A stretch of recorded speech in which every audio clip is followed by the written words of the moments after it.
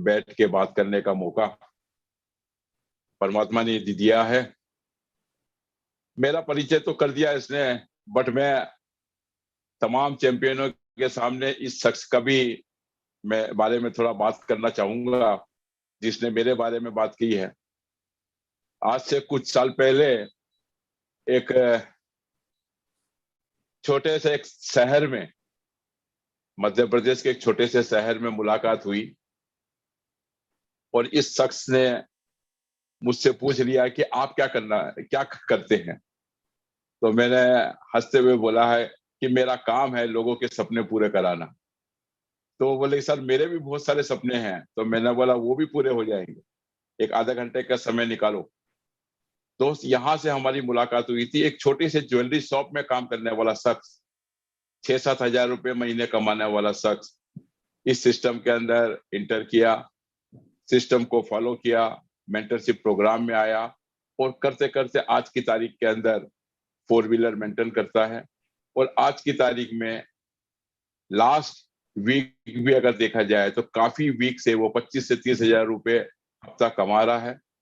आज आपके सामने होस्ट बन के आपके सामने मेरे से प्रश्न करेगा, मुझे बड़ा आश्चर्य है। चलिए क्या प्रश्न करता है, फिर मुलाकात करते हैं आप लोगों के साथ में। Over to Karan Patidar. Thank you so much Gurudev, ये सब आपका आशीर्वाद है, ये सब आपका और कंपनी की मेहरबानी है कि एक छोटी एज के अंदर इतना सारा अचीवमेंट है सर। लेकिन सर आज मेरी नहीं, आज बारी उन सब तमाम ड्यू सॉफ्टवेयर की है जो दुनिया के कोने कोने में आज ड्यू सॉफ्ट का परचम फहराना चाहते हैं। इंडिया की अगर बात की जाए, इंडिया के कोने कोने से कई सारे सवाल सर हमारे पास में आए जो आज मैं आपसे पूछना चाहता हूँ कि हर एक जनरेशन के अंदर हर एक व्यक्ति बहुत बड़ा कैरियर बनाना चाहता है सर आज इस इंडस्ट्री के अंदर।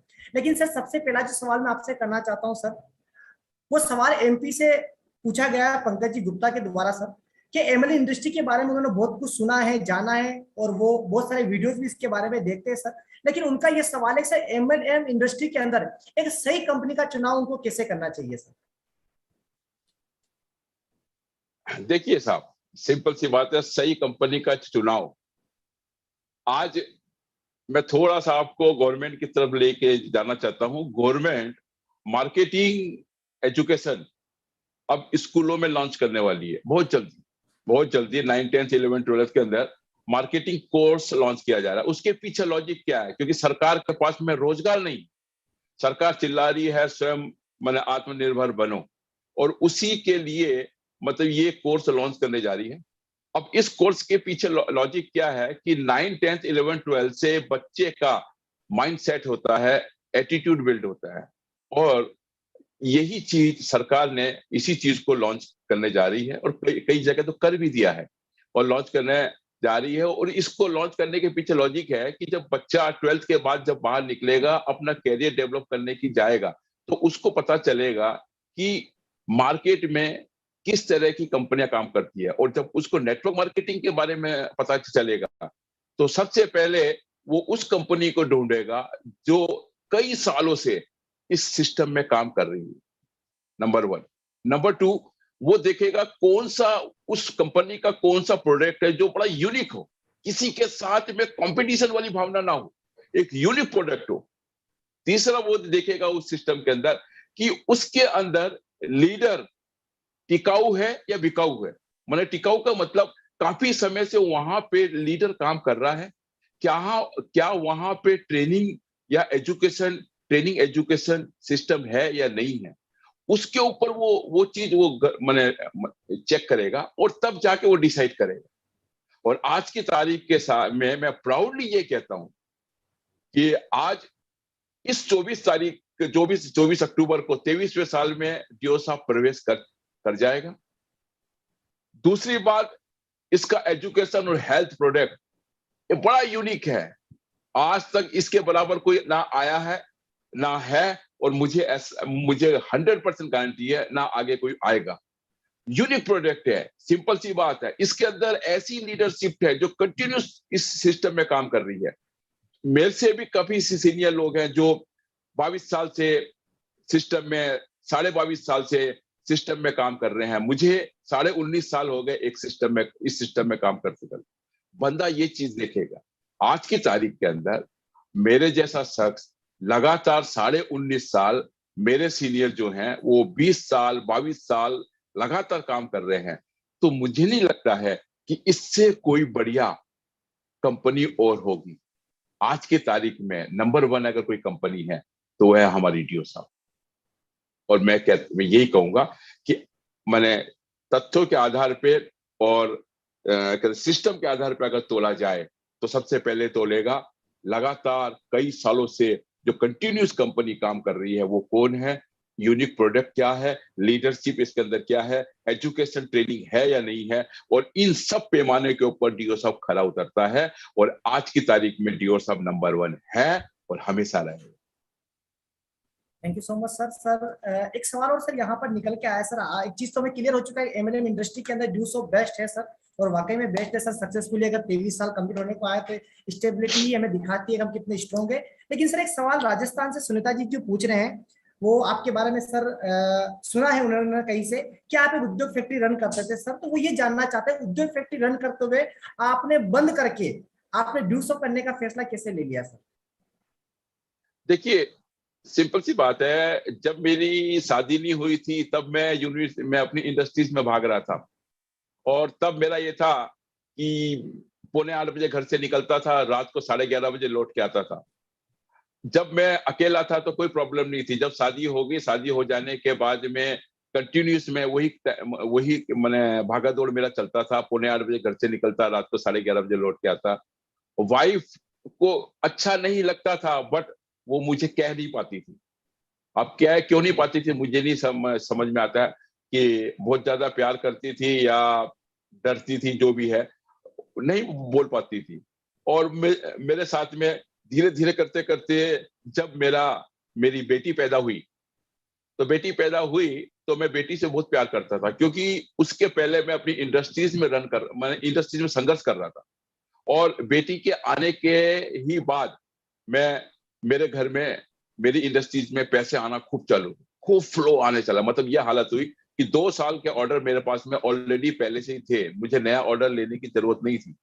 और इसी 2 साल के दरमियान 1 साल, मतलब जब निकला, मेरी बेटी 1 साल की हुई और मैं डियो साहब में एंटर किया, मेरी लाइफ में डियो साहब आया। मैं ये भी कहूंगा कि वो डियो साहब में, उसके कारण मेरे पास में डियो साहब आया। अब जब डियो साहब आया, उस समय उस दरमियान मेरी वाइफ हमें थोड़ा सा परेशान रहती थी। अब छोटा बच्चा कभी बीमार पड़ता, कभी कुछ होता, तो वो चाहती थी कि उसके फादर साथ में आए। मैं इंडस्ट्री से आ नहीं पाता था, तो मैं अपने ड्राइवर को भेज देता था। तो ये चीज ना वाइफ को अच्छी नहीं लगी, और धीरे धीरे वहां से नाराजगी व्यक्त होने लगी। तो मैं उनको यही कहता था कि तुम लोगों के लिए काम कर रहा हूँ, मेरे लिए नहीं, तुम लोगों के लिए काम कर रहा हूँ। वो एक दिन हंसते हुए मेरे को बोली कि तुम अपनी बेटी से जिंदा रूप से कब प्यार कर? मैंने कहा 3 दिन पहले प्यार किया था। बोले अब कब करोगे? बोले 4 दिन बाद। मतलब एक संडे का समय मुझे मिलता था जिसके अंदर मैं अपनी बच्ची से रूबरू में मिलता था, कि वो हंसती थी, मैं हंसता था, रूबरू मिला। और ये मुलाकात होती थी संडे को 5:30 से लेके 9:30 बजे के बीच। ये 4 घंटे के बाद उसकी माँ उसको लेके चली जाती थी। अब मेरी अपनी बच्ची से मुलाकात तो रोज होती थी, परंतु जिंदा रूप से मुलाकात होती थी संडे संडे। मेरी वाइफ इसी बात को लेके फेडअप थी कि यार क्या आप टाइम क्यों नहीं देते हो? तो मैं हंसते हुए बोलता था, टाइम दूंगा, चिंता क्यों कर रही है, टाइम तो तुम्हारे लिए ही है, बस थोड़ा मेहनत कर लेने दे, इंडस्ट्री स्टेब्लिश हो जाने दे, फिर देख कितना बढ़िया काम होगा। मुझे नहीं पता था कि मैं एक दलदल में चला जा रहा हूँ, और मुझे नहीं पता था, क्योंकि इसका ज्ञान मुझे नहीं चाहिए। तो डियो साहब में आने का कारण हुआ, थैंक्स बोलता हूँ उस सेमिनार का, जिसके अंदर मेरे को साजिश करके भेजा गया। और इस सिस्टम में मतलब मेरे साड़ू भाई ने मेरी वाइफ का विजन क्लियर किया, और वाइफ ने मुझे, बड़ौदा के अंदर एक सेमिनार हुआ था, आज भी मुझे याद है, रोजरी स्कूल स्टेशन के जस्ट पास में। और उस प्रोग्राम को मैंने अटेंड किया। उस प्रोग्राम के अंदर जैसा मतलब प्रोग्राम चलता रहा, सब कुछ हाँ हूँ करता रहा, मुझे कोई चीज टच नहीं किया कि मुझे कोई अच्छा चीज टच, पैसे है, ये है, वो है, सब चीज है। बट सबसे ज्यादा इफेक्ट किया लास्ट की 2 लाइनें। उसने बोला कि मैं अपनी बातों को विराम देता हूं इन 2 लाइनों के साथ। लोग जिंदगी में पैदा होते हैं, 2 तरह की जिंदगी जीते हैं बंदे। एक, सवेरे उठते नहाते धोते तैयार होते हैं और सीधा काम पे चले जाते हैं, और वापिस लौट के मतलब जब आते हैं घर पे, तो वाइफ हाथ में थैला पकड़ा देती, जाओ सब्जी लेके आओ। और वापस घर में आके सो जाता है, सवेरे फिर उठता है। मतलब उसका केवल जिंदगी वो काट रहा होता है। जिंदगी में जो जीना होता है, जिसको कहते हैं लाइफ स्टाइल, वो लाइफ स्टाइल क्या होती है दोस्त? मेरी परिभाषा में लाइफ स्टाइल क्या, कि बहुत अच्छे अच्छे कपड़े पहनना, अच्छी गाड़ी में घूमना, अच्छे होटल में जाना, मैं इसको लाइफ स्टाइल मानता था। परंतु दोस्त, उस दिन मेरे दिमाग का पिक्चर क्लियर हुआ। उस स्टेज से खड़े हुए बंदे ने कहा लाइफ स्टाइल का मतलब होता है जिसके पास बहुत सारा पैसा हो। मैं खुश हो गया, मजा आ गया, अपने पास बहुत सारा पैसा है। और जिसको परिवार को, समाज को और अपने अपने करीब के लोगों को समय देने के लिए समय हो। तो मेरी हवा उसी समय टाइट हो गई, क्योंकि मेरी वाइफ तो मुझसे समय मांगती थी, चौधरी जी समय दीजिए, समय दीजिए। और जब बंदा समय लगा रहा है, इंजॉयमेंट समय का कर रहा है, तो उस समय उसको डर ना रहे कि वापस पैसा आएगा कि नहीं आएगा। ऐसी जबरदस्त सिक्योरिटी हो, टाइम, मनी एंड सिक्योरिटी जिस बंदे को ये एक साथ मिलती है, वही बंदा लाइफ स्टाइल जीता है। दोस्त, वो चीज मेरे दिल में लगी कि संजय चौधरी, जिंदगी में तू कर क्या रहा है। वहां का जो चीफ गेस्ट था, उसने मुझे एक ही प्रश्न कहा था कि संजय चौधरी, अगर खुदा ना खास्ता तेरी तबीयत में कुछ गड़बड़ी हो जाए, तो क्या तेरी वाइफ जाके इंडस्ट्री संभाल सकती है? मैंने बोला ना। तो बोले कौन संभालेगा? मैंने कहा मैनेजर। तो बोले कि मैनेजर तो इसी बात का इंतजार करता है, सेठ हटे और हम चूना लगाए। तो बोले कि सिंपल सी बात, तू सोच, तेरे पास में ना तो टाइम है ना सिक्योरिटी है, और जिस प्लेटफॉर्म पे तू काम कर रहा है, जिस जिस इंडस्ट्रीज में तू काम कर रहा है, वहां पे 10 साल और भी काम करेगा, तब भी तेरे को ये चीज नहीं मिलने वाली। अगर तेरे को ये टाइम, मनी, सिक्योरिटी अगर इकट्ठे एक प्लेटफॉर्म पे चाहिए, तो 4 घंटे निकाल और 3 साल दे। मैं गारंटी बोलता हूँ ये तेरे दरवाजे पे होगी और तेरे पास होगी। मैं बड़ौदा से निकल तो गया, परंतु 300 किलोमीटर का जो सफर था, 4 घंटे का ट्रेन का, मेरे दिमाग में एक ही चल रहा था कि हाँ संजय चौधरी, अगर बीमार पड़ा तो क्या होगा। हाँ संजय चौधरी, टाइम कहाँ से लाएगा, मनी कहाँ से लाएगा, मनी तो तेरे पास आ जाएगी, सिक्योरिटी कहाँ से लाएगा। तो यही सोचते सोचते सोचते मैं घर में आया, और घर पे मेरी वाइफ यमदूत की तरह या देवदूत की तरह खड़ी थी और मेरा वेलकम कर रही थी। क्या फैसला लिया? मैंने कहा भगवान अंदर तो आंदे, पानी तो पी लेंदे, फिर मैं तेरे को बताता हूँ। और वहीं पे ही फैसला किया वाइफ के साथ कि नहीं, करना चाहिए। परंतु मुझे समझ में नहीं आ रहा है करूं क्या। बोले आप उस चीज को सोचने की जरूरत नहीं, आपको फैसला लेना है कि मैं आपको करना है कि नहीं करना। मैंने कहा ऐसा क्यों कह रही है? बोले मैंने शास्त्रों में पढ़ा है, मनुष्य अपने भाग्य का निर्माता स्वयं है। आप जब तक फैसला नहीं करोगे, आपका भाग्य नहीं बनेगा। मेरे को लगा कि मेरी वाइफ, ये वाइफ वो नहीं है, ये बड़ौदा से कोई लीडर ने मस्त रूप से इसको मोटिवेट किया है और ये मेरे सामने खड़ी है। दोस्त, उसका बड़ा एहसान है मेरे ऊपर कि उसने उस समय मोटिवेट किया जब मैं डिसीजन नहीं ले पा रहा था, और मोटिवेट किया। उन्होंने बोला तो आप तो तैयार ही करो, आपका साड़ू भाई आके आपके बिजनेस को खड़ा करेगा। मैंने बोला अच्छा ऐसा होता है? बोले हाँ।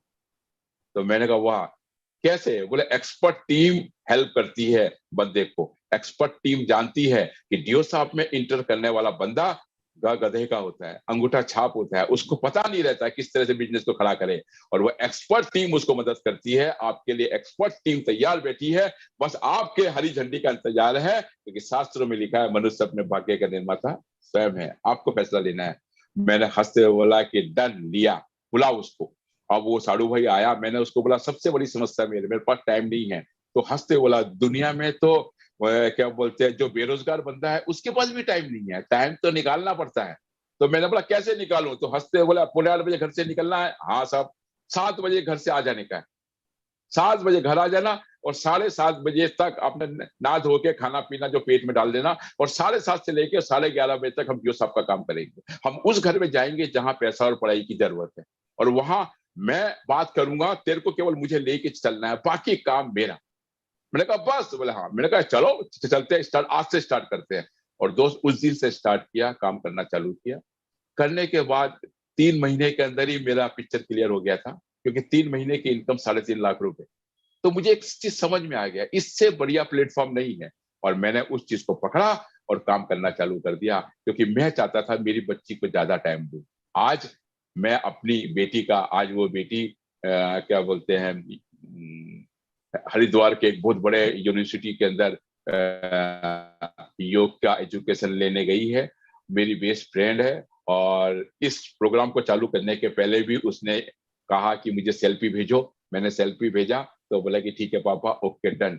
हर सेमिनार के लिए अब वो नहीं है, वो काम वो अपनी उसकी माँ को दे गई। हर सेमिनार में ड्रेस तैयार करके रखती थी, ये पहनना, ये पहनना, ये पहन के जाओ। और आज की तारीख के अंदर वो मेरे साथ में, मैं मैक्सिमम उसको टाइम दिया, सोमवार से लेकर शनिवार तक। एक संडे के दिन काम करने डीओ साहब में जाता था, बाकी अपनी लाइफ एंजॉय किया। हाँ, डीओ साहब वो कामधेनु है जिसके ऊपर अगर आप सोच के आए हो जो, वो काम आपका पूरा होगा, गारंटी मेरा पूरा हुआ।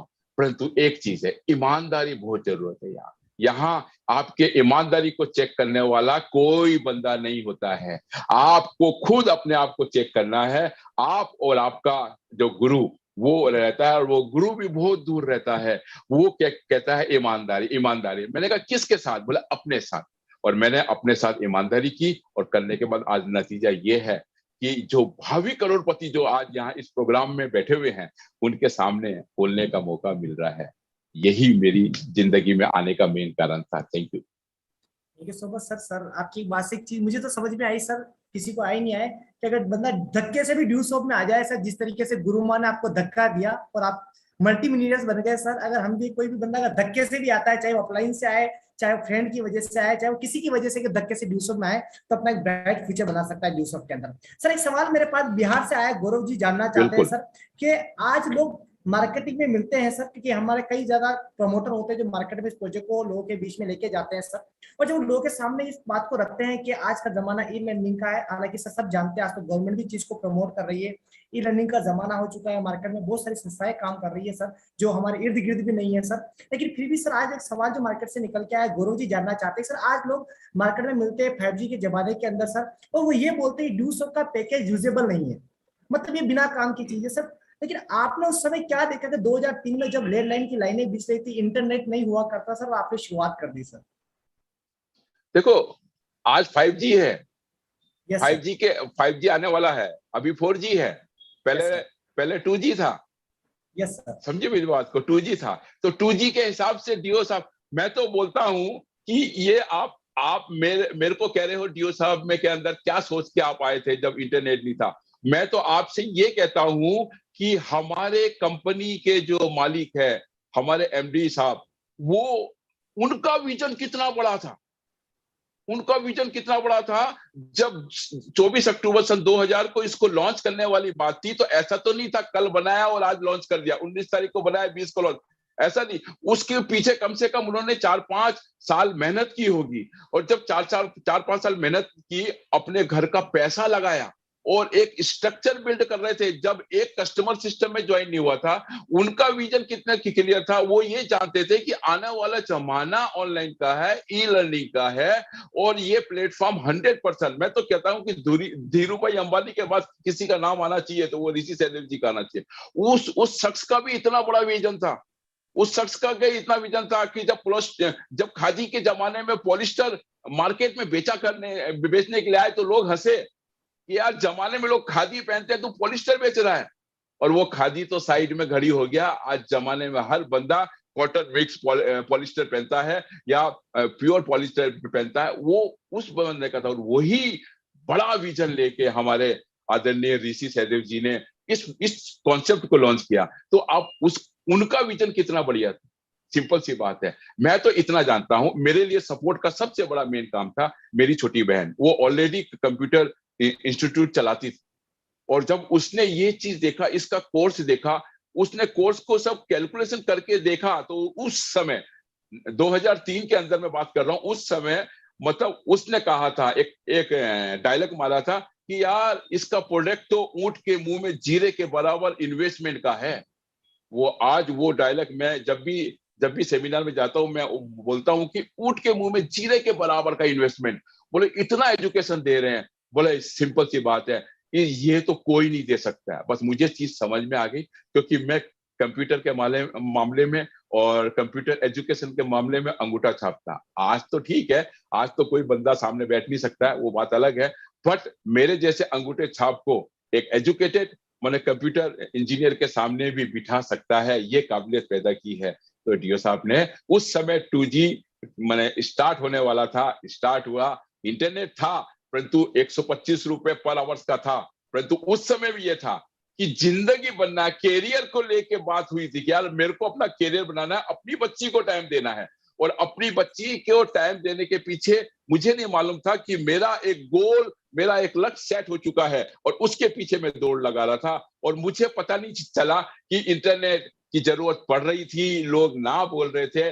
जिस बंदे का गोल सेट होता है उसको पता नहीं चलता है कि क्या प्रॉब्लम्स आ रही है, वो तो अपने गोल की तरफ देखता है। ये तो हीर रांझे के प्यार जैसा है बॉस, वो वाला। ये जो बंदा हीर रांझे के प्यार को समझता है वही बंदा नेटवर्किंग कर सकता है, बाकी के बस की बात नहीं।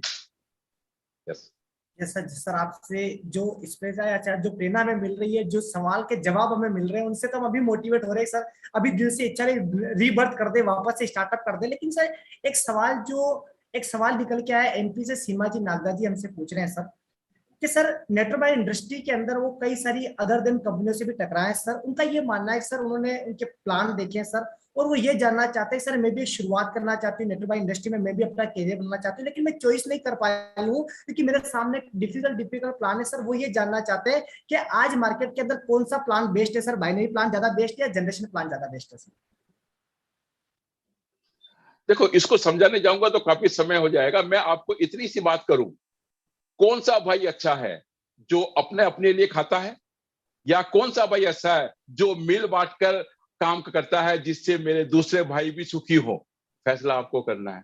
मतलब कहने का मतलब यह है कि बाइनरी प्लान वो प्लेटफॉर्म है जहां अपनी रोटी मिल बांट के खाओ, जिससे आपका भाई, आपका जो टीम का बंदा है वो बंदा सुखी हो।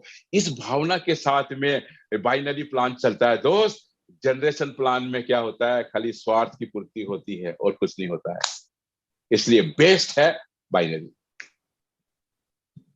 सर आपसे बात करते समय सवाल का जब मुझे जवाब मिला तो सर एक सवाल मेरा खुद का निकल के आया सर, और वो मैं आपसे पूछना चाहता हूँ सर। मौका मिला है सर आज कंपनी की तरफ से तो पूछ ही लेता हूँ सर, बाकी तो आप मेरे मेंटर है, मैं आपके सामने कभी कुछ बोल भी नहीं पाता हूँ। सर बाइनरी के अंदर 1:1 रेशियो वाला बेस्ट प्लान है या 1:1.2 वाला प्लान बढ़िया होता है सर? देखिए, सिंपल सी बात है, 1:2 वाला जो प्लान है, 2x बाइनरी सिस्टम, वो बेस्ट है। मैं इसलिए नहीं बोल रहा हूँ कि मैं 19.5 साल से इसमें काम कर रहा हूँ। मैं जब इस सिस्टम में ज्वाइन हुआ था और पहली बार जो ऐसा सीनियर बंदा मेरे सामने बैठा हुआ था, मैंने एमएससी मैथमेटिक्स से किया है, तो मैंने उनसे पूछा था कि मैट्रिक्स के बारे में मैं अच्छी तरह से जानता हूँ, तो सर ये 2x मैट्रिक का जो लिया है, जो प्लान लिया है, इसमें कोई ना कोई बात होगी। उसने 10 पेज के ऊपर पूरा का पूरा मैट्रिक को समझाया, 2x बाइनरी जो प्लान है उसको पूरा उसका प्रेजेंट उसको समझाया मैथमेटिकल वे से। और जब वो चीज समझ में आया तब मुझे एक चीज कैलकुलेशन बाहर निकला, 2x मैट्रिक सिस्टम के अंदर कभी भी कंपनी लॉस में जाती नहीं है, नंबर 1। और जब कंपनी लॉस में नहीं जाएगी तो कंपनी में जो काम करने वाले जो लीडर है, कंपनी के जो लीडर है, नेटवर्कर है, वो भी कभी लॉस में नहीं जाएगा। नंबर 2, जब नेटवर्क खड़ा होता है तो कभी भी, मतलब 2x मैट्रिक सिस्टम के अंदर 1:2 के रेशो के अंदर कभी कभी भी लीडर को प्रॉब्लम नहीं आती है। वो हमेशा खुश रहता है और अपने काम में व्यस्त रहता है। और इसीलिए मैं कहूंगा कि 1:2 का रेशो है, नंबर 1 है। और आज की तारीख में वर्ल्ड में अगर कोई अगर प्लान नंबर 1 पे है तो वो बाइनरी प्लान है, 1:2 का रेशो। इसका मतलब सर जितना मैं समझ पा रहा हूँ और मेरे दिल से आवाज आ रही कि हमारी कंपनी इतनी स्टेबल है सर प्लान की वजह से, शायद मेरी आने वाली कई पीढ़ियां, मतलब मेरे पोते पड़ पोते तक भी ड्यूसॉप में ही काम करेंगे सर। इतना बड़ा विजन ऋषि सर का है। जिस तरीके से सर आपने बताया सर कि जो प्लान हमारी कंपनी बड़ी स्टेबल और स्टेबल कंपनी है सर, तो जाहिर सी बात है हम तो स्टेबल ही है सर, आने वाले समय के करोड़पति है सर। लेकिन सर एक चीज मुझे समझ में आई अभी आपकी बातों से सर के वाकई में, हाँ, क्यों पढ़े हम किसी और के चक्कर में, ना था ना है ना कोई होगा ड्यूसॉप के टक्कर में सर। लेकिन सर एक सवाल निकल के आया बिल्कुल। है राजस्थान से एक सवाल निकल के आया है सर, जो जानना चाहते हैं आगरा से सर, आगरा से पुनीत जी जानना चाहते हैं सर, प्रोजेक्ट दिखाने के बाद जब हम किसी व्यक्ति को प्रोजेक्ट दिखाते हैं सर, तो वो उस समय देखने के बाद हाँ बोलता, लेकिन कुछ समय बाद वो नाम में कन्वर्ट हो जाता सर। तो वो ऐसा क्या करे कि उस ना को वो हाँ में कन्वर्ट कर सके सर? देखिए, जब आपका प्रेजेंटेशन चल रहा था और प्रेजेंटेशन चलने के बाद में वो बंदा हाँ मोड में था, और वो जब वो आपके वहां से चला गया वो ना मोड में आ गया। ना मोड में क्यों आया, उसके पीछे कारण है।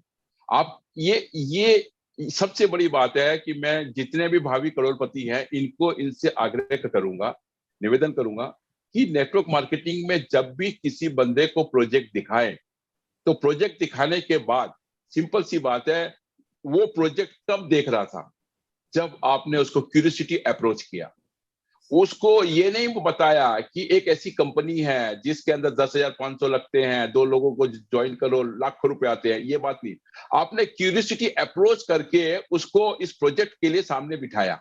अब जब आपने उसको प्रोजेक्ट दिखाया तो उस बंदे को पता नहीं है कि इसके पैकेज को खरीदने के लिए इतना अमाउंट लगता है, उसको नहीं पता है। उसको प्रेजेंटेशन दे दिया, प्रेजेंटेशन देने के बाद उस बंदे को लगता है कि ये प्लेटफॉर्म बहुत बढ़िया है, ये मेरी नीड को पूरा करेगा, बहुत बढ़िया।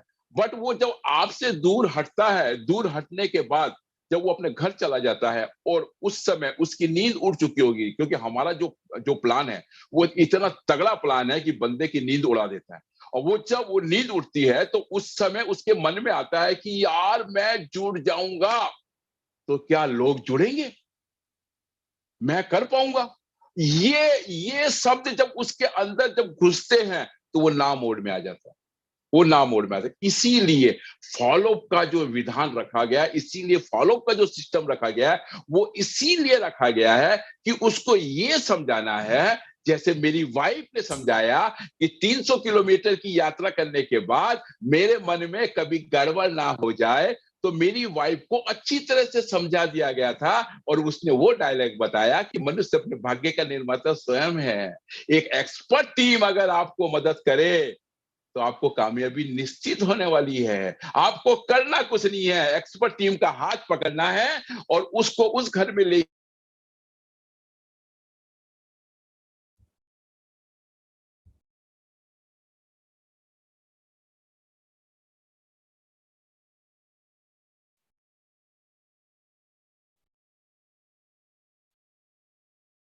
सब काम करेगा। मुझे करने की क्या जरूरत है? ना इसलिए होता है कि हम प्रभावशाली फॉलोअप नहीं कर पाते हैं और 90% बंदे बंदे फॉलोअप करते ही नहीं हैं। प्लान के बाद ही स्वयं डिसीजन ले लेते हैं।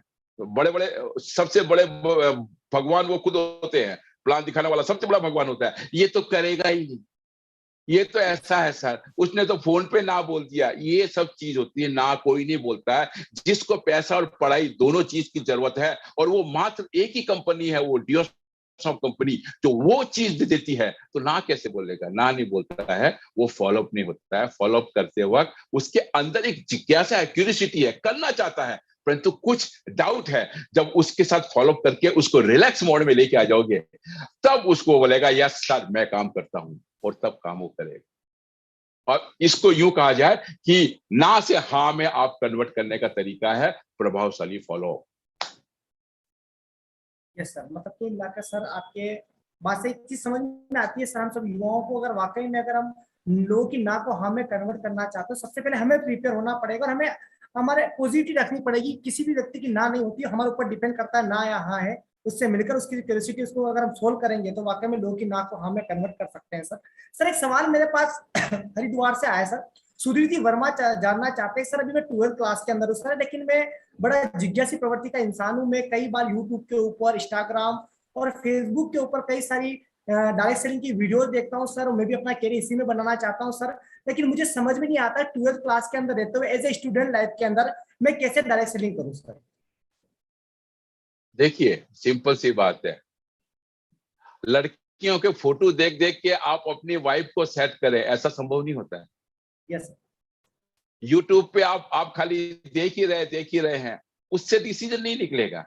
आप जब तक उस फोटो में से सिलेक्ट नहीं करेंगे कि किसको चॉइस करना है, और उसके बाद उस बंदे से जब मिलेंगे तब आप डिसीजन के मौके पे आते हैं। नंबर 1, तो उस स्टूडेंट को ये चीज समझना है कि मुझे किसी एक एक्सपर्ट बंदे से मिलना है। मैं उस बंदे के लिए एक ही चीज कहूंगा कि आज के जमाने के अंदर एक युवा बंदे के पास में एक ही मैसेज चला गया है, बिजनेस वाले सबसे बढ़िया, बिजनेस वाले बहुत बढ़िया, बिजनेस से बढ़िया कोई काम ही नहीं है। और वो जानता है कि मैं मध्यम वर्गीय परिवार का बंदा हूं, मैं बिजनेस कैसे करूंगा। बिजनेस वाले के पास फ्रीडम है, ड्रीम पूरे करने की आजादी है, परंतु मेरे पास तो उतने पैसे ही नहीं, क्योंकि बिजनेस के अंदर करोड़ों लगाओ लाखों आते हैं, लाखों लगाओ तो हजार आते हैं, उसको ये पता है। परंतु जब उस बंदे को ये बताया जाए कि ये एक ऐसा प्लेटफॉर्म है जिसके अंदर मात्र 1000 लगते हैं, वो भी स्टार्टिंग मैंने कास्ट लगती है, और उसके बाद में वो करोड़पति बन सकता है। इस पिक्चर को जब उस दिमाग में अगर क्लियर कर दिया जाए कि तेरे पास में आज की तारीख में टाइम बहुत है, और पैसा कमाने के लिए टाइम की जरूरत होती है, और time is equal to money, ये फार्मूला जब उसको समझाएं तो कुछ नहीं करना दोस्त, केवल एक ही कम करना है कि टाइम लगा के नॉलेज इकट्ठा करना है। ये प्लेटफॉर्म तेरे लिए इसलिए अच्छा है कि यहाँ नॉलेज देने वाले एक्सपर्ट बंदा है, और तेरे को प्रैक्टिकल फील्ड में भी ले जाके तेरे को नॉलेज देते हैं। जिस दिन तू नॉलेज को प्राप्त करके और खुद जाता है मार्केट में काम करने के लिए, जब मार्केट में अगर नॉलेज जब गिरता है तब पैसा आता है दोस्त। मतलब क्या होता है, इसीलिए कहा गया time is equal to money, जबकि फार्मूला क्या है, time is equal to knowledge, knowledge is equal to money. No नहीं, time is equal to money नहीं, knowledge is equal to money. और यहाँ एक्सपर्ट टीम नॉलेज देती है। इस प्लेटफॉर्म में सबसे बड़ा ये फायदा होता है, क्योंकि एक्सपर्ट बंदा जानता है कि एक बंदे को 1 साल 2 साल 3 साल में तैयार कर दो, तो वो जो बंदा तैयार करता है तो वो बंदा फ्री हो जाता है इस सिस्टम के अंदर, क्योंकि उसकी रिस्पॉन्सिबिलिटी वो बंदा ले लेता है। तो ये चीज उसको समझाने की जरूरत है। दुनिया में अगर करियर बनाना है तो खुद को बनाना पड़ता है, कोई सपोर्ट नहीं मिलता है। इस प्लेटफॉर्म पे करियर बनाने के लिए आपका सीनियर सपोर्ट करता है। और सबसे बड़ी बात है, आज का जमाना इंफॉर्मेशन टेक्नोलॉजी का है, आज का जमाना कंप्यूटर फील्ड का है, आज का जमाना ई लर्निंग का है। 131 अरब रुपए का कारोबार आने वाले ई एजुकेशन का आने वाले 4 साल में होने वाला है। अगर इस फील्ड में अगर आज तू आ जाता है तो तू भी कहीं ना कहीं करोड़पति के अंदर तेरा नाम लिखा जाएगा। उसको ये बताने की जरूरत। नहीं तो नेटवर्क मार्केटिंग में क्या लोगों को जाता है, खाली जोड़ो जोड़ो जोड़ो, दो जोड़ो दो जोड़ो दो जोड़ो। ये पिक्चर क्लियर करना जरूरी है। ये जोड़ने का बिजनेस नहीं है, ये बंदे को बनाने का, मजबूत बनाने का, बंदे को नॉलेज डालने का, उसमें स्किल भर देने का। ये करके बंदे को तैयार कर दो तो वो ऑटोमेटिक आपके बिजनेस को तैयार कर दो। जैसा कि सर जो जवाब मिला है उससे आई थिंक मैं समझ पा रहा हूँ कि अगर वाकई में स्टूडेंट को अगर अपना करियर बनाना है तो उनको एक लर्निंग जोन में, मतलब उसको लर्निंग करना पड़ेगा इस इंडस्ट्री के बारे में भी। और सबसे पहले डिसीजन लेना पड़ेगा। अगर वो यूट्यूब पे किसी को भी सुन रहा है, फेसबुक पे देख रहा है, लेकिन उसको डिसीजन लेना पड़ेगा और डिसीजन के साथ में उसको सीखना पड़ेगा। लेकिन सर सीखने के ऊपर एक सवाल मेरे पास आया जो मैं आपसे पूछना चाहूंगा सर, जो शायद आपसे बेहतर जवाब कोई नहीं दे सकता सर उसके लिए, कि आप एज ए ट्रेनर है सर। राजस्थान से प्रेमलता जी जानना चाहते हैं सर कि सर सीखने में के लिए बार बार इन्वेस्टमेंट क्यों करनी पड़ती है समय समय पर? सही बात है, ये काफी प्रश्न है। जब मैं जाता हूँ ट्रेनिंग के बाद में, जब काउंसलिंग करता हूँ, ये प्रश्न आता है और मुझे बड़ा हंसी भी आती है, हंसी भी आती है। वो ऐसा शख्स पूछता है, अनपढ़ पूछे तो समझ में आता है, वो ऐसा शख्स पूछता है जो अपना स्कूल लाइफ से निकल के आया है और अपना कैरियर खड़ा कर रहा है। मतलब आज की तारीख में सबसे बड़ी बात है कि वो बच्चा जब स्कूल में इंटर करता है तो काय वास्ते उसके माँ बाप भेजते हैं कि ये कैरियर बनेगा इसका, ये एक फाउंडेशन है, इसका कैरियर बनेगा, यहाँ से उसके कैरियर की शुरुआत होती है। और जब वो कैरियर की शुरुआत करता है और स्कूल में एडमिशन लेता है, एडमिशन चार्जेस वो भर देता है, फिर भी हर महीने उसको फीस जमा करनी पड़ती है कि नहीं पड़ती? हर महीने फीस, पहली क्लास के अंदर भी हर महीने फीस, दूसरी क्लास में भी हर महीने फीस, 10वीं क्लास में भी हर महीने फीस, 12वीं क्लास में भी हर महीने उसको फीस जमा करनी पड़ती है, क्योंकि ये सिस्टम है। सिस्टम के अंदर जब तक बोओगे नहीं तब तक काटोगे क्या? बोओगे आप खुद तो ही तो काटोगे आप खुद। सिंपल सी बात है। और ये गुरुकुल पद्धति से चला आ रहा है। जब गुरु अपने शिष्य को सिखाता है तो पहले उससे गुरु दक्षिणा लेता है, क्या देगा, और उसके बाद उसको शिक्षा दी जाती है। और हमारे घर के बुजुर्ग कहते हैं कि कहीं भी फ्री में शिक्षा नहीं लेना, वो किसी काम की नहीं होती है।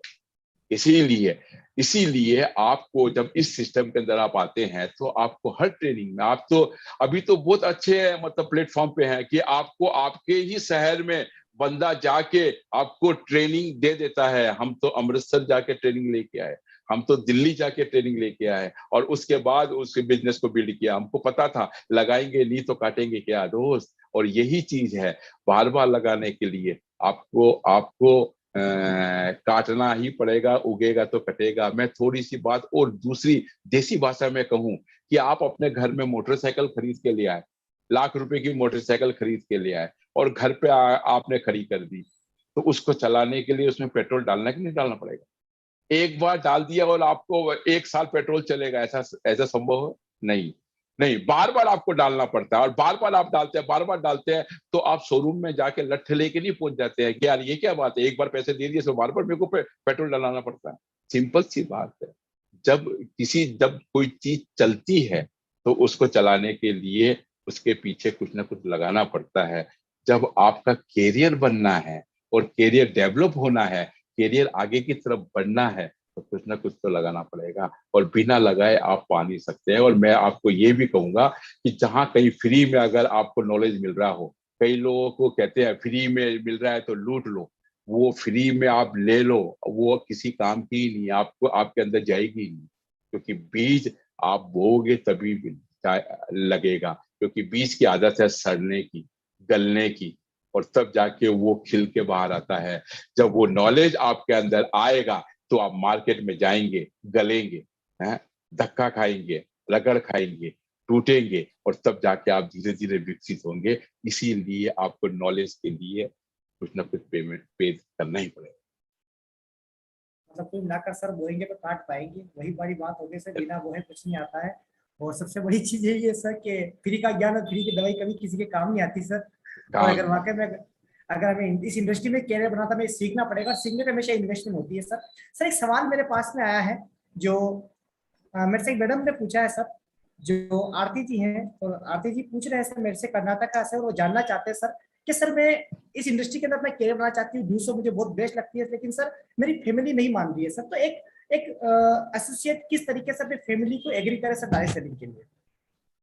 देखिए, एक चीज मैं आपको कहूंगा, फैमिली क्यों नहीं मानती है? इसलिए नहीं मानती है कि फैमिली को प्रोजेक्ट दिखाया ही नहीं गया। फैमिली को प्रोजेक्ट दिखाया गया, किसने दिखाया? उस बच्ची ने, उस बच्चे ने, जो उस घर का मेंबर है, उसने जाके दिखा, जो मतलब अभी थोड़ी देर पहले प्रोजेक्ट देखा है, और देखने के बाद वो घर में क्या क्या बताएगा। इसका छोटा सा एग्जांपल दे देता हूँ। एक सिनेमा हॉल में आप अपने एक दोस्त को भेजो, 3 घंटे वो पिक्चर देखेगा, और जैसे सिनेमा हॉल से बाहर निकले,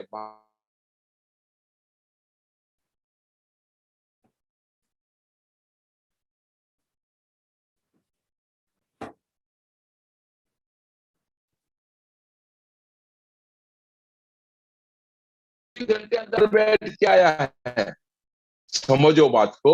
एक स्टूडेंट जब प्लान देखता है तो वो 5 मिनट के अंदर, 5 मिनट का जो प्रोजेक्ट है, जो आपने 45 मिनट, आधा घंटा लगाया, वो 5 मिनट में घर वालों को समझाता है। तो 5 मिनट के जो कॉन्सेप्ट है, 5 मिनट का जो प्लान है, उसमें घर वाले कैसे डिसीजन ले? इसीलिए मैं ये कहता हूं कि जब भी किसी स्टूडेंट को प्रोजेक्ट दिखाएं, क्योंकि उसके पास में परचेसिंग पावर नहीं होती, तो जब भी स्टूडेंट को प्रोजेक्ट दिखाएं तो सबसे पहले उससे यही पूछो कि जो प्रोजेक्ट मैं आपको दिखाने जा रहा हूं, तो उस प्रोजेक्ट को परचेस करने के लिए कौन बंदा ऐसा है कि जो उसको परचेस करेगा, कौन डिसीजन मेकर है परचेस करने के लिए?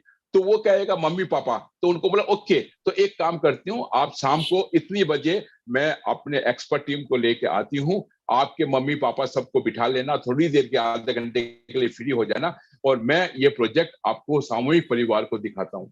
जैसे ही उसके घर में ये प्रोजेक्ट दिखाओगे, तो मुझे नहीं लगता कि कोई मम्मी या कोई पापा या कोई घर वाले ना बोलेंगे।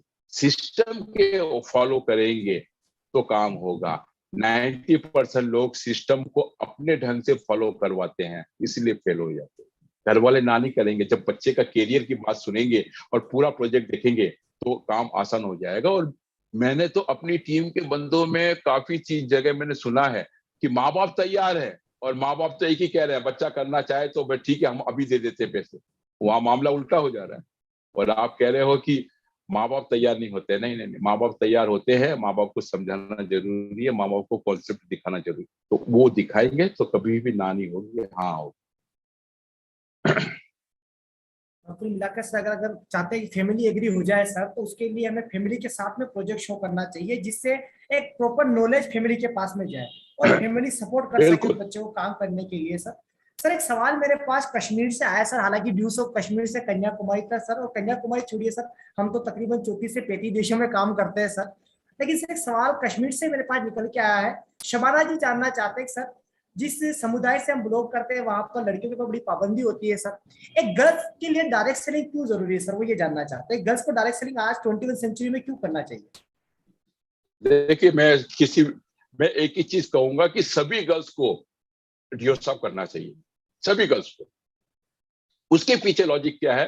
मैंने गर्ल्स को ऐसा लगता है कि पैसे कमाने का कि हमको क्या जरूरत है। मैं आपको एक ही चीज कहूंगा, आज की तारीख में हिंदुस्तान के अंदर जहां पुरुष प्रधान समाज है, हिंदुस्तान के अंदर गर्ल्स को मैं पैसे कमाने चाहिए, और ऐसा प्लेटफॉर्म जहां पे एक्सपर्ट टीम आपके साथ में है और आपके बिजनेस को खड़ा करने के लिए, आपको सिखाने के लिए तैयार है, तो वहां पे गर्ल्स को आगे बढ़ के काम करना चाहिए। और गर्ल्स को काम क्यों करना है? इसलिए करना है क्योंकि आज की तारीख में हर लड़की की जब शादी हो तो उसके पहले वो अपने पांव पे खड़ी हो जाए। अगर वो अपने पांव पे खड़ी हो जाती है तो मैं सिंपल सी ये कहता हूं कि कोई भी सासू माँ कभी भी किसी डियोसाफ्टियन गर्ल्स को माचिस लेके खड़ी नहीं हो जाएगी, ला तेरे घर वाले को बोल ये दहेज में दे, और माचिस लेके खड़ी हो जाएगी, कभी नहीं होगी। क्योंकि वो बेटी खुद कहेगी कि यार मेरे मम्मी पापा को बोलने की जरूरत क्या है, आप बोलो ना, क्या चाहिए, क्या चाहिए आप बोलो। अभी चलते हैं, क्योंकि मेरे पास में एटीएम है और डियोसाफ वाले उस एटीएम में पैसा जमा करते हैं। और सिंपल सी बात है, बताइए मुझे क्या लाना है। मैं इसीलिए कहता हूं कि सेल्फ डिपेंड होके जाओ, पति के भरोसे मत जाओ, अपने भरोसे अपने पांव पे खड़े होके जाए। और वो ये पांव पे खड़े करने के लिए सबसे बढ़िया प्लेटफॉर्म है वो डियोसाफ्ट, क्योंकि यहाँ की लीडरशिप, यहाँ का एक्सपर्ट टीम बंदे को सपोर्ट करती है और सपोर्ट करके उस मुकाम पे पहुंचाती है। मैं अपनी ताकत से नहीं आया हूं। अगर मुझे सपोर्ट नहीं मिला होता, मेरे सीनियर अगर मुझे सपोर्ट नहीं करते, मुझे गाइडेंस नहीं देते, तो आज मैं यहाँ नहीं होता। मेरी औकात नहीं आप लोगों के सामने बैठ के बात करने की। ये मेरे अपलाइन, मेरे गुरु जो थे, उनके सपोर्ट से आज मैं यहाँ पे आके खड़ा हूँ दोस्त। और गर्ल्स के लिए तो इससे बड़ा प्लेटफॉर्म है ही नहीं। मैं तो रिक्वेस्ट करूंगा, हाथ जोड़ के बोलूंगा कि जितनी भी गर्ल्स है उनको 3 साल ईमानदारी से डियोसाफ में मेहनत करें, और इसी बात के लिए कहे कि अपने पांव पे खड़े होंगे और अपना एटीएम कार्ड हमेशा लेके जाएंगे। क्योंकि जिंदगी के अंदर सिंपल सी बात है, हमारी टीम में तो एक लड़की है जिसके फादर ट्रक ड्राइवर थे, और ट्रक ड्राइवर थे, और 4 बहनें 2 भाई, इतना बड़ा परिवार, और ट्रक ड्राइवरी के अंदर 10-12 हजार रुपए महीना कमाते थे। परंतु उस लड़की ने डियोसाफ को अडॉप्ट किया और सही डायरेक्शन के ऊपर काम करना चालू किया। आज वो अपनी शादी, अपनी बहन की शादी उसने डियोसाफ के पैसे से की, अपने फादर को ट्रक से उतार के फ्री कर दिया डियोसाफ के पैसे से। और आज की तारीख के अंदर वो डियोसाफ के अंदर अपने हस्बैंड को साथ में लेके और नए बेल्ट के अंदर काम कर रही है। और वो लड़की ने पहले ही कैरियर का डिसीजन ले लिया था दोस्त। ऐसी कई एग्जांपल डियोसाफ में है, ढूंढेंगे तो आपको बहुत सारी मिलेगी। मैं तो कहूंगा गर्ल्स के लिए कंपल्सरी नेसेसरी है डियोसाफ। कुल मिलाकर सर आपकी बात से एक चीज समझ में आई है कि लड़कियों के लिए सबसे सुरक्षित प्लेटफॉर्म है, जहां पर एक लड़की अपने सारे सपने पूरे कर सकती है, और सबसे बड़ी चीज एक लड़के का रूप अदा कर सकती है सर यहाँ पर। और ये चीज सिर्फ ड्यूसॉफ के अंदर मिलती है, बाकी और कहीं नहीं मिलती है सर। लेकिन एक सवाल और मेरे पास में पंजाब से आया सर, पंजाब से गुरजीत जी जानना चाहते हैं सर, कहते हैं किसी भी टीम के अंदर, जैसे कि आप काफी समय से बात कर रहे हैं सर, कि सीखना पड़ता है, आपको इन्वेस्टमेंट करनी पड़ती है सर, तो एक टॉप लीडर के अंदर सर हम ये जानना चाहते हैं कि क्या क्या गुण होने चाहिए सर। ये सवाल मेरा भी है सर। सर मैं आपसे एक सवाल और पूछता हूँ, कोर का मतलब क्या? आपने मुझसे प्रश्न मतलब किया, मैं आपसे पूछता। जी जी सर। हाँ हाँ, कोर का मतलब क्या है? कोर का कोर मतलब का यह है मतलब कि मेरे को जी सर। 9 सेल्स वाला बंदा जी है सर। ना। जी हाँ, सर। 9 सेल्स वाला बंदा जिसके नीचे 9 लोग खड़े हो गए हैं, देखो सर, उसको कोर नहीं बोलते हैं। नेटवर्क मार्केटिंग की परिभाषा क्या होती है? कोर बंदा वो होता है जो ग्रुप को लीड करता है। आज भारत देश के अंदर जो कोर बंदा है वो हमारे नरेंद्र मोदी जी, वो कोर बंदा है भारत का। भारत का ऐसा बंदा है जो जो लीड कर रहा है। आज किसी फैक्ट्री के अंदर कोर बंदा कौन होता है? वो मैनेजर, जो पूरे फैक्ट्री को हैंडल करता है। नेटवर्क मार्केटिंग के अंदर कोर बंदा, जिसके ग्रुप में जितने ज्यादा कोर होंगे, वो ग्रुप का जो लीडर है वो सबसे पहले करोड़पति हो। अगर आपके पास में अगर पेन है और कॉपी है तो एक बार लिख के देखिए, कोर की स्पेलिंग इंग्लिश में क्या होती है? CORE। क्या मैं सही बोल रहा हूं? yes. अब CORE कोर होता है। अब उसी के सामने लिखो करोड़। अब वो जब करोड़ लिखोगे तो क्या होगा? CRORE। CRORE ये आएगा। अब इसके अंदर कोर में और इसमें क्या फर्क है? एक एक्स्ट्रा आर लगा हुआ है सी के पास में, वहां पे सी के पास में ओ लगा हुआ है। यहां सी के पास में से आर हटा लो तो बचेगा क्या? कोर।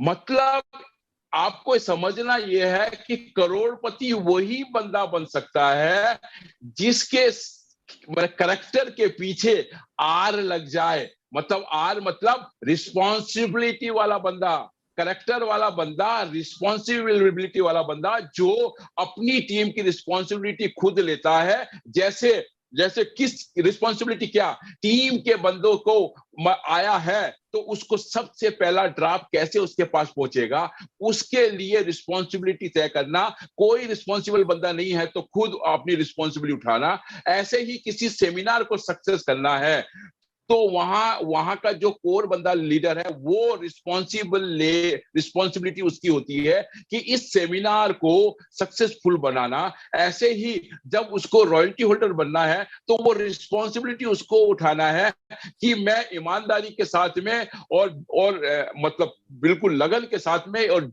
बुलंदी के साथ में, जुनून के साथ में अपना काम करूंगा। जब तक ये रिस्पॉन्सिबिलिटी अगर बंदा नहीं लेता है तब तक वो बंदा करोड़पति नहीं बनता है। कोर बंदा जब रिस्पॉन्सिबिलिटी उठाता है तो वो करोड़पति बनता है। इसीलिए कोर वाले बंदे को रिस्पॉन्सिबिलिटी लेना बहुत ही जरूरी है। किस बात की रिस्पॉन्सिबिलिटी?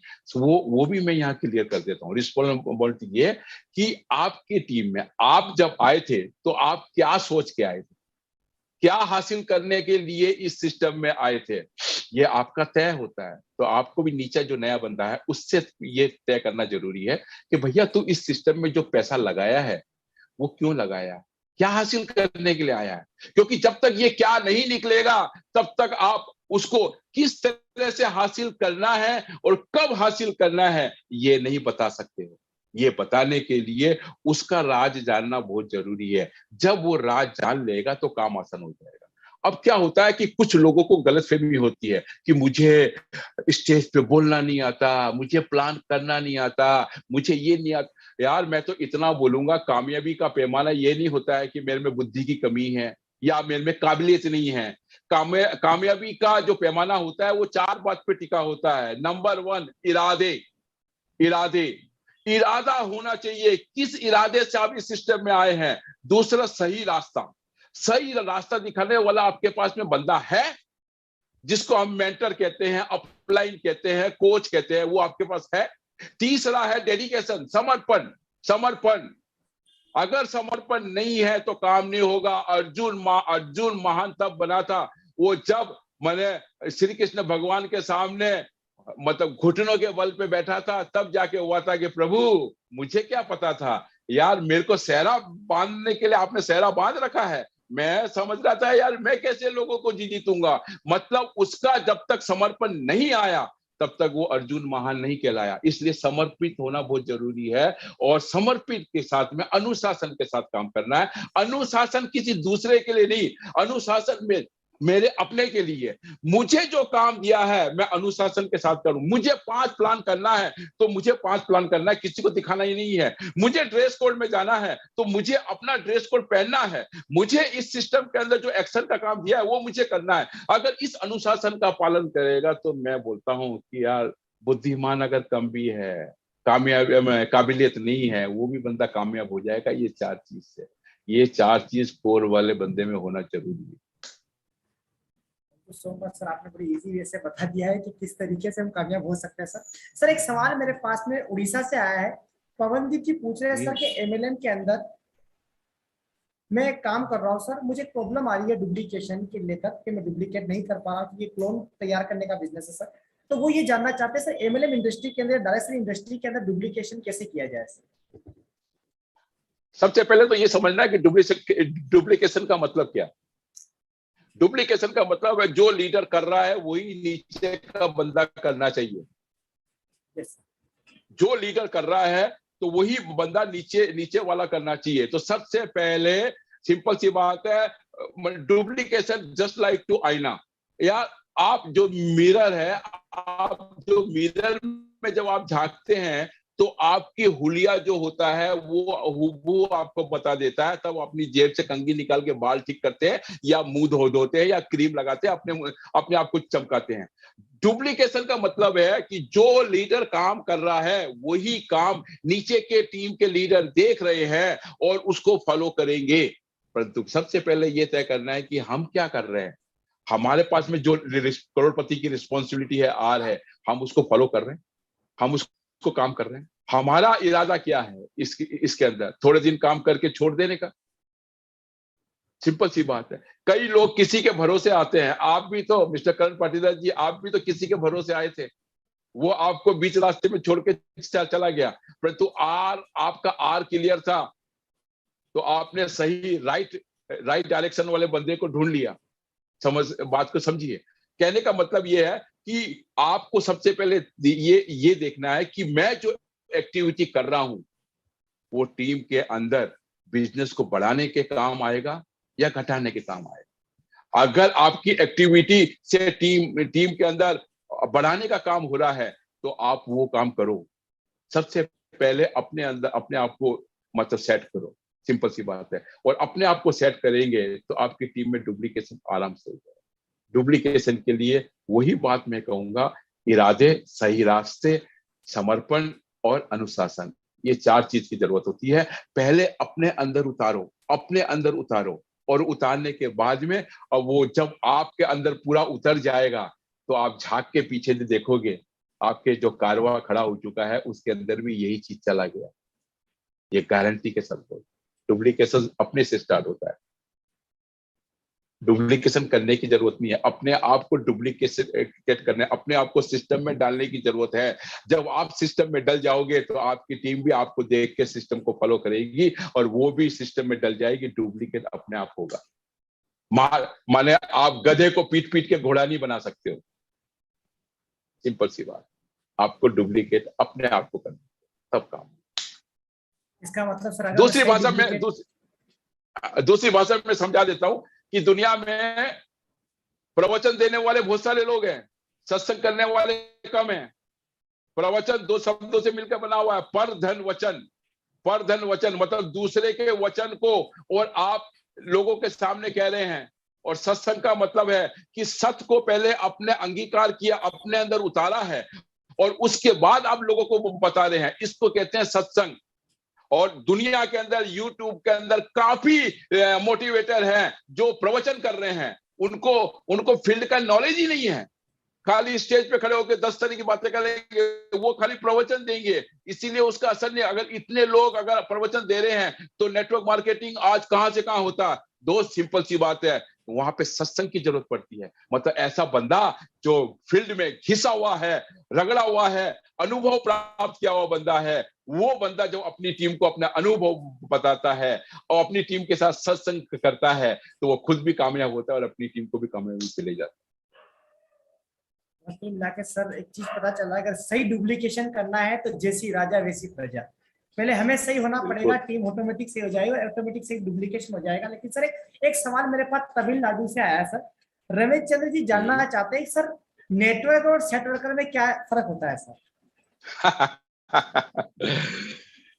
नेटवर्कर जो होता है वो इस सिस्टम के अंदर विजन क्लियर होता है और वो इस सिस्टम में जब आता है तो उसका एक ही मकसद होता है कि अपना नेटवर्क खड़ा करना। वो नेटवर्क के पावर के बारे में जानता है, नेटवर्क का जो पोटेंशियल है उसके बारे में जानता है। वो ये नहीं देखता है कि यार कि दूसरे में क्या, मेरे में क्या। नेटवर्कर जो होता है उसको पता होता है कि मुझे अपना नेटवर्क खड़ा करना है, और मेरे को नेटवर्क खड़ा करने के लिए मेरे साथ में ऐसे ऐसे ऐसे टीम लीडर होने चाहिए जिनको मैं साथ में लेके उस बिजनेस को आगे बढ़ाऊं।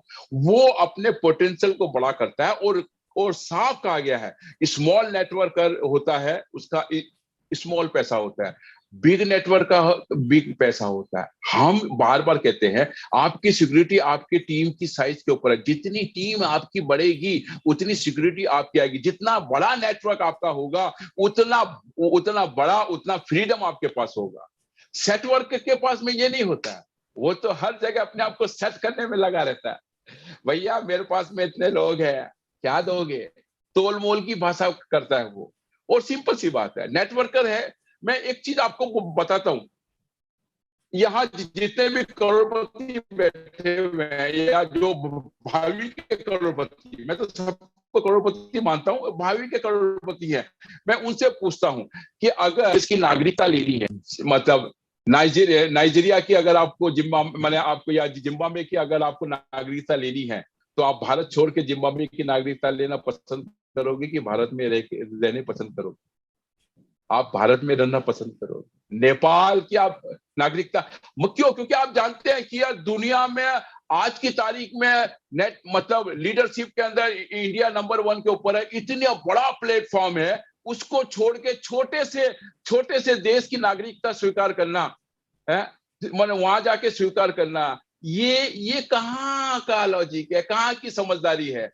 वो देश अभी मैंने कहीं काउंटिंग में भी नहीं है। और यही सेट वर्कर करता है, सेट किया हुआ नेटवर्क को छोड़ के, इतने बड़े प्लेटफॉर्म को छोड़ के, और छोटे छोटे नाम्बिया, छोटे छोटे नेपाल, भूटान, ऐसे छोटे छोटी जो कंपनियां हैं उसके अंदर अपने आप को सेट करके, और उस महान नेटवर्क कंपनी को कहते हैं जो सूरज बन चुका है उसको दीपक दिखाने की बात करता है। दोस्त, मैं तो दूसरी भाषा में मतलब मजाकिया भाषा में कहूंगा कि गधा बेंगलोर में रहे या गधा लाहौर में रहे तो वो क्या कहलाएगा, ये आप सब अच्छी तरह से जानते हैं। गधा साला गधा ही होता है, तो इसीलिए सेट वर्कर साला सेट वर्कर ही होता है, वो कहीं सेट नहीं होता है। सिंपल सी बात है। आगे चलिए। मैं कुल मिलाकर सर आपके इस बात से चीज समझ पाया हूँ कि अगर सेट वर्क है तो बीपीएल है, बिना पेंदे का लोटा, जो कहीं नहीं टिकता है, इधर उधर लुढ़कता रहता है। सर एक सवाल मेरे पास चैलेंजेस के ऊपर आया सर, गुजरात से सर, वो दीपक जी पटेल जानना चाहते हैं सर कि सर जैसे आपने इतना बड़ा सफर तय किया सर ड्यूसॉफ्ट के अंदर, आई थिंक आपको 18-19 साल हो चुके हैं सर, एक बहुत बड़ी जर्नी है सर। इस एज के अंदर बच्चे जवान हो जाते हैं सर, हमारा तो डेट ऑफ बर्थ भी नहीं है सर इस टाइप के, जितना समय आपने बिताया है ड्यूसॉफ्ट के अंदर सर मुश्किल समय का सामना जब हमारे एडवर्स कंडीशन हमारे सामने खड़ी हो जाए सर, तो उस समय उसका सामना हमें कैसे करना चाहिए? देखो, मैं एक चीज आपको साफ कह दूं, मुश्किल समय कुछ नहीं होता, ये गलत बात है। कैसे फेस करें, ये गलत बात है। मैं आपको बोलता हूं, जैसे सिस्टम के अंदर लिखा हुआ है, किसी एक नए बंदा जब इंटर करता है उसको उसका विजन क्लियर करना बहुत जरूरी है, उसके साथ में 4 बेसिक लगाना है, उसकी लिस्ट बिल्डिंग करना है, उसको कांटेक्ट करने का तरीका सिखाना है, उसको प्लान सिखाना है, उसको फॉलो सिखाना है, और उसके बाद वो सेल्फ डिपेंड हो जाए। ये सिस्टम बना हुआ है। ऐसे ही इस सिस्टम के अंदर जब आप शुरू में आते हैं तो एक एसोसिएट बंदे होते हैं, एसोसिएट। आप इस सिस्टम के अंदर आते हैं तो एसोसिएट, किसी ने आपको स्पॉन्सर किया, आपको सिस्टम में लेके आप एसोसिएट है। फिर एसोसिएट से बाद में धीरे धीरे आप वर्कर बनते हैं, काम करने का तरीका धीरे धीरे सीखते हैं। फिर उसके बाद में आप इस सिस्टम के अंदर आप क्या बोलते हैं, नेटवर्कर बनते हैं। अब धीरे धीरे आप अपने नेटवर्क को खुद हैंडल करना चालू करते हैं, और उसके बाद फिर धीरे धीरे आपका लीडरशिप डेवलप होती है, आप लीडर बनते हैं, आइडियल बनते हैं, मेंटर बनते हैं। ये एक सिस्टम है, एक सिस्टम है। ऐसे ही जो प्रॉब्लम की आप बात कर रहे हैं, प्रॉब्लम नहीं है, वो एक तरह की से आपकी क्वालिटी को बड़ा करने का एक एग्जाम है। जैसे कॉलेज में सेमिस्टर होता है, एक माने 2 सेमिस्टर में, एक साल में 2 सेमिस्टर होते हैं, ऐसे ये सेमिस्टर है। जब उस प्रॉब्लम वो आती है, वो आपको प्रॉब्लम आती है, आपको लगता है ये प्रॉब्लम आती है, तो आप भाग के जाते हैं अपने अपलाइन को, वो अपलाइन आपको चुटकी में सॉल्व कर देता है। क्यों कर देता है? क्योंकि उसके सामने भी ये प्रॉब्लम आई थी, और जब वो उसके सामने प्रॉब्लम आई थी तो वो अपने अपलाइन के पास भाग के गया था। उसके अपलाइन ने कहा था या तो मैं सॉल्व कर दूं या तो तू सॉल्व कर दे।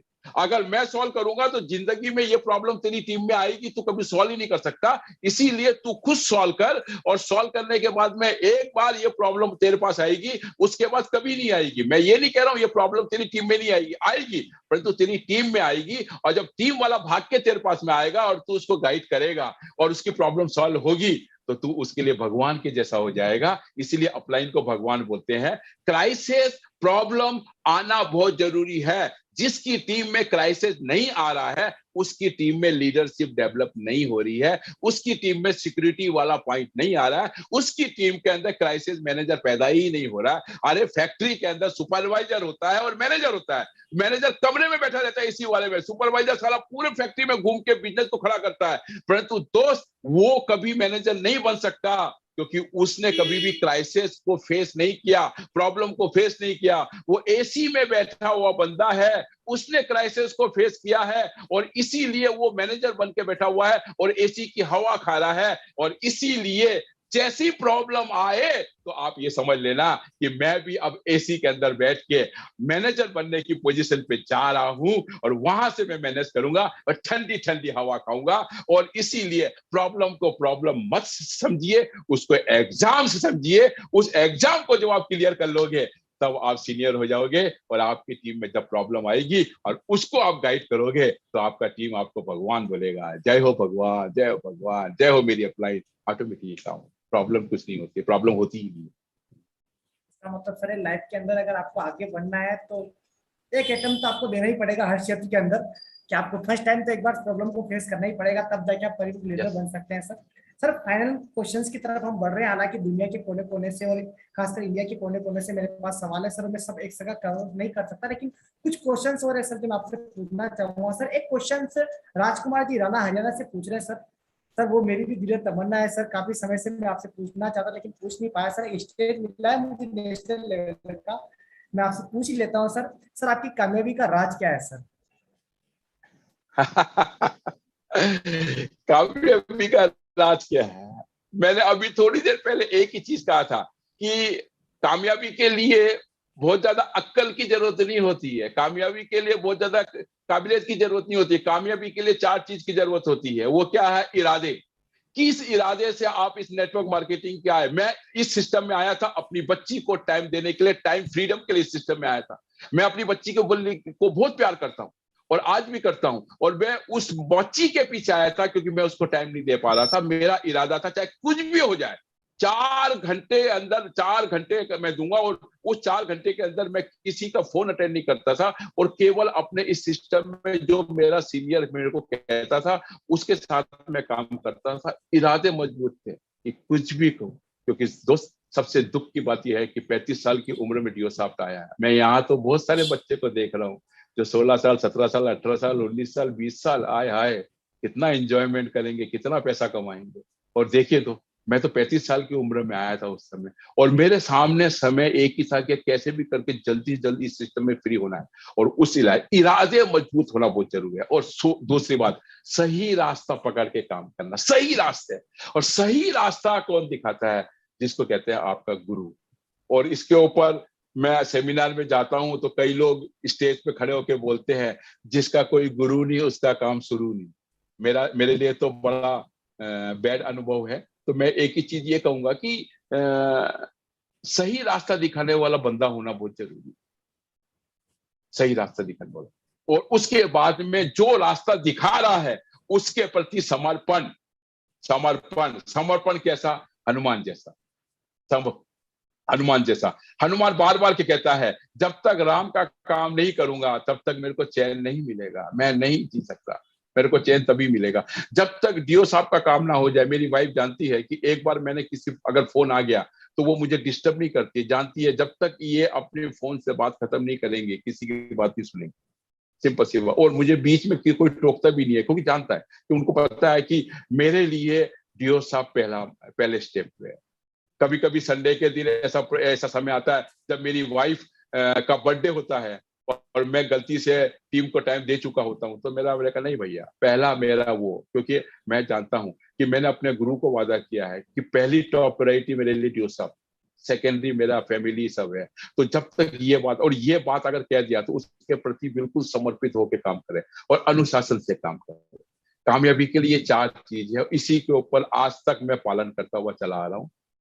मुझे बहुत सारे लोग आए थे, लेके जाने वाले थे, परंतु मैं इस 4 चीज से बंधा हुआ हूँ। इस 4 चीज को मैं जिंदगी में कभी, मेरा जो इरादा है वो ये मैं जानता हूँ, मेरी माँ डीओ साहब है, कोई अपनी माँ को छोड़ के नहीं जा सकता, कभी नहीं सोच सकता। एहसान है ऋषि सहदेव जी का, एहसान है अनुराग अवस्थी जी का, एहसान है मेरी सभी ग्रेट अपलाइनों का, जिन्होंने पल पल में ऐसे ऐसे समय मुझे मदद की जब मुझे उनकी जरूरत थी, और उन्होंने मुझे मदद की उस मुकाम पे, मतलब सही रास्ता मुझे दिखाया, सही रास्ता दिखाया।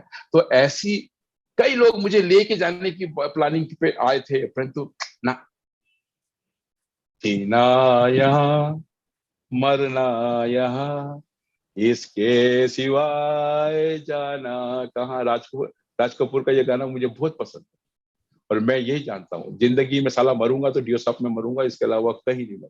और इसीलिए मेरे दरवाजे पे कोई सेट वर्कर आता ही नहीं। नेटवर्कर तो ठीक है, सेट वर्कर कोई आता ही नहीं मुझे सेट करने के लिए। सिंपल सी बात है, इरादे मजबूत, सही रास्ता दिखाने वाला मेंटर, समर्पण और अनुशासन, ये 4 चीज मेरी जिंदगी में थी, है और हमेशा रहेगी। और ये 4 चीज आप अंदर डाल देंगे तो आप भी मेरे जैसे इस मुकाम पे थे।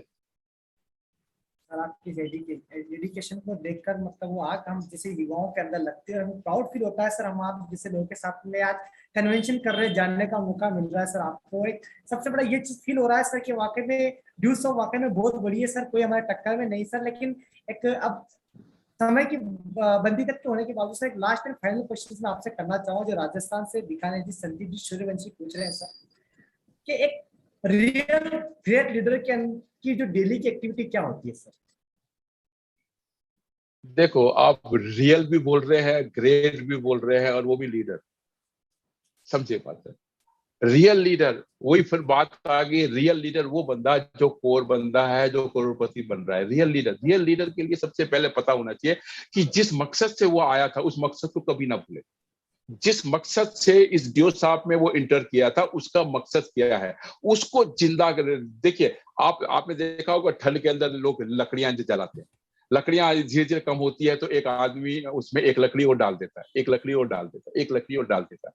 वो क्यों डाल देता है? कि आग कंटिन्यू चलती रहे और उससे वो गर्मी दूर होती है। जब तक आपको अपना इस सिस्टम के अंदर मकसद याद रहेगा तो आप नेटवर्कर की सांस चलती रहेगी, वरना वो ईसीजी पूरी लाइन सर करके एकदम लाइन खींच जाएगी। दोस्त, ऊपर नीचे वाला सांस आपका होना चाहिए, आपको अपना मकसद पता होना चाहिए, क्योंकि आपको अभी तक उस मकसद को किस तरह से हासिल करना है और उस मकसद तक कब पहुंचना है ये आपको पता होना चाहिए। एक रियल नेटवर्कर के पास में पता होना चाहिए कि मेरा मकसद क्या है, मैं क्यों इस सिस्टम में आया हूं, और बस केवल उसी को याद करे और उसी के ऊपर एक्शन प्लान बनाए और उसी के लिए काम करता चले। इधर उधर देखने की जरूरत नहीं है। मतलब ये कहता हूं कि वो रेस में दौड़ने वाला धावक जो धावक होता है, रेसर होता है, वो रेसर जब रेडी सेट एंड गो जब बोलता है, जब गो होता है, तो वो क्या करता है, उसका पूरा का पूरा उसका जो निगाह होती है वो ट्रैक पे होती है। वो सामने की तरफ भी नहीं देखता है, दाएं बाएं भी नहीं देखता है, वो सीधा केवल अपने नीचे की तरफ देखता है और तब तक दौड़ लगाता है जब तक वो रिबन या लाइन ना आ जाए। और वो उसको मुकाम पे पहुंचने के बाद लगता है कि मैं फर्स्ट सेकंड थर्ड के आया हूं, उसको पता चलता है। अगर अपना लक्ष्य, ग्रेट लीडर, रियल लीडर वो बनता है जिसको अपना डेली एक्टिविटी पता हो, अपना लक्ष्य पता हो, इस वीक का मुझे कितना पेमेंट बनाना है और मेरे को इस मंथ में किस पेमेंट बनाना है, मुझे अपनी पिन को कब चेंज करना है, किस तरीके से करना है, किस तारीख को करना है। जब ये डिसाइड होगा तो काम होगा। मिस्टर करण पाटीदार जी, आपने 15 अगस्त के दिन कार लाने का फैसला किया था, परंतु आपको आपको आपको एक्शन चार्ट बना के दिया कि आपकी गाड़ी 13 जून सर, 7 जून, क्या आपकी 13 गाड़ी जून जून महीने 13 जून को आपकी गाड़ी घर पे आ गई थी। अभी तो जुलाई अगस्त बाकी था दोस्त, सिंपल सी बात है, सही रास्ते दिखाने वाले बंदे के पास में बैठ के अपने दिल की बात कर दो कि मुझे ये चाहिए ये चाहिए, वो आपको सही रास्ता दिखाएगा और टारगेट के पहले आपका टारगेट पूरा कर देगा, क्योंकि उसकी जब आपकी जो इच्छा है उसके साथ में आपके मेंटर की इच्छा घुस जाती है, फिर देखो आपका काम कैसा होता है, फिर आपका देखो काम कितना बढ़ जाता है। इसीलिए इरादे, सही रास्ते, वापस बोलूंगा समर्पण और अनुशासन, ये 4 चीज एक रियल लीडर में होना बहुत जरूरी है। Thank you so much sir, sir आपने जो डेफिनेशन एक लीडर की एक्टिविटी के ऊपर दी, सबसे पहले सर गोल क्लियर होना चाहिए, जितना मैं समझ पाया सर। अगर गोल क्लियर रहा तो एक्टिविटी ऑटोमेटिक सेट होती हुई जाएगी sir. Thank you so much sir, जो आपने कीमती समय दिया। माफी चाहूंगा सर, बहुत सारे सवाल है, मैं अभी कवर अप नहीं कर सकता सर, क्योंकि सेशन की एक मर्यादा भी है, मैं वन ऑफ समय वाइंड अप भी करना होता है सर। लेकिन मैं आपसे रिक्वेस्ट करना चाहता हूँ सर, और माफी चाहता हूँ सर कि सेशन को मुझे वाइंड अप करना पड़ेगा मैनेजिंग डायरेक्टर से बात करके सर। सर मैं एक चीज कहना चाहूंगा सर, आपका हम दोबारा समय चाहेंगे सर पार्ट 2 के लिए सर, कन्वेंशन पार्ट 2 में आप हमें समय दीजिएगा।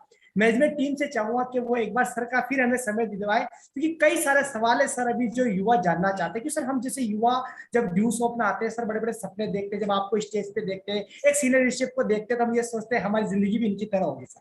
जब हम आपको गुरु माँ को देखते हैं, हम भी सोचते हैं हमारी शादी की बाद वाली जिंदगी ऐसी होगी, हम भी अपनी लाइफ को इस तरीके से एंजॉय कर रहे होंगे, हमारे भी टूर होंगे सर। हम सब सोचकर हम ड्यू शॉप के अंदर आते हैं सर, और कई सारे सवाल जब हम मार्केट में आते हैं, हमारे सामने आते हैं सर, हम चाहते हैं हमें संतोषजनक जवाब मिले। और सर कहते हैं, आप ही ने सिखाया है सर कि एक डॉक्टर ही आपको एडवाइस कर सकता है कि सही बीमारी की मेडिसिन क्या है, एक वकील ही आपको एडवाइस कर सकता है कि किस केस के ऊपर क्या प्रयोग आपको करना चाहिए। तो इसीलिए हम चाहते हैं सर हमें एक्सपर्ट का सलाह मिलती रहे सर। तो मैनेजमेंट टीम से चाहूंगा हमें सर का दोबारा समय मिले, और आप तमाम लीडरशिप से, हर एक ड्यू शॉप से चाहूंगा, अगर आपके दिल के अंदर भी कोई सवाल है, कोई जिज्ञासा है, अगर आप जानना चाहते हो, ब्राइट फ्यूचर ड्यू शॉप के अंदर बनना चाहते हैं, तो आप अपने सवाल हमारे मैनेजिंग डायरेक्टर तक पहुंचा सकते हैं। आप हमारे सवाल हमारे अनुराग अवस्थी सर, मैनेजर सर तक पहुंचा सकते हैं। सी डेट केयर के ऊपर या एडमिन के ऊपर मेल कर सकते हैं, जिससे आपको आपके संतोषजनक जवाब मिल पाए।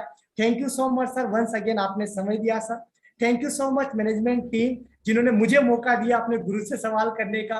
कई सारे सवाल जो दिल के अंदर थे, कभी पूछ तो नहीं पाते थे सर के सामने, लेकिन आज इस स्टेज पे मैं उनसे पूछ पाया। Thank you so much. और मैं चाहूंगा आज के सेशन का वाइंड अप इस सीरीज के करता धरता, जो हमारे साथ एक पिलर्स की तरह काम करते हैं, उनसे उनको कॉल करने से पहले मैं थैंक्स करना चाहूंगा, स्पेशली मेरे ड्रीम गुरु मिस्टर सुभाष पाटीदार सर, गुरुजी मिस्टर संजय चौधरी सर, और सबसे बड़ा थैंक्स करना चाहूंगा हमारे एमडी ऋषि सहदेव सर, जिनका इतना बड़ा वास्ट विजन है कि हम जैसे कई युवाओं के घर के चूल्हे आज उनकी वजह से चल रहे हैं सर। और मैं आखिरी में आपकी जबरदस्त क्लिपिंग से वाइंड अप के लिए बुलाना चाहूंगा हमारे मैनेजिंग डायरेक्टर मिस्टर अनुराग Awasthi sir. Happy welcome web sir.